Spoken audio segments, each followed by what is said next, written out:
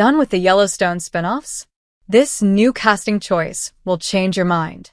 Taylor Sheridan's beloved Yellowstone saga has grown from a hit neo-western to a sprawling franchise in its own right.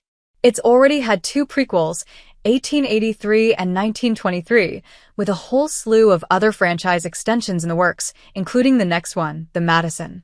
The pace of these announcements has been so relentless that even the most ardent Yellowstone fan might find themselves growing a little weary. What is the Madison? Not much is known about the Madison at this early stage, but it has been announced that the series will follow the McIntosh family, a brood originally from New York City who currently live in the Madison River Valley in central Montana. Deadline describes it as a heartfelt exploration of grief and the human connection, which suggests it may have a quieter, gentler focus than the often brutal frontier living depicted in Yellowstone and its prequels. The series was originally developed under the title 2024, tying it more directly to the annual format of 1883 and 1923. However, this title was changed at some point. This also adds to the sense that the Madison will be something different in the Sheridan-verse, distancing itself somewhat from the previous Yellowstone spin-offs through the title change alone. Russell joins another exciting member of the cast, Michelle Pfeiffer, who is executive producing the series and starring as Stacy Clyburn. Not much has been shared about who Russell will be playing in the series, but Variety claimed that a source indicated he'd be playing the husband of Pfeiffer's character.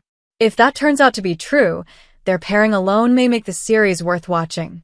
Kurt Russell's Western bona fides.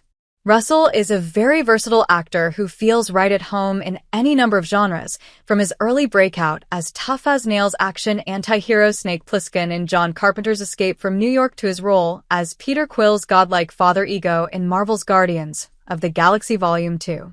But there's something about Westerns that seems to fit Russell like a particularly flattering glove.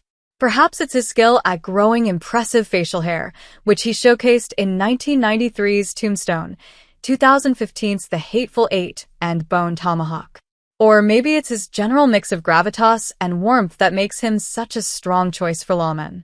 In all three of those films, he played a man of the law, trying to impose order on a lawless frontier, battling outlaws like Tombstone's cowboy gang, or cannibals like Bone Tomahawk's feral clan.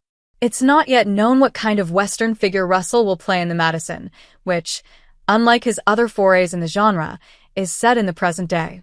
Given the series' scant description so far, labeling it a Western at all might be a bit presumptuous, but the entire Yellowstone saga has situated itself in the genre, so it's likely not too much of a stretch.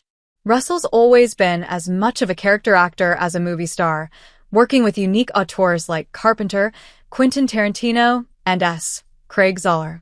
His inherent charisma makes even his anti-hero roles likable, and he has shown a willingness to subvert his own persona, as seen in his bumbling wannabe action hero character, Jack Burton, in Big Trouble in Little China, one of his collaborations with Carpenter.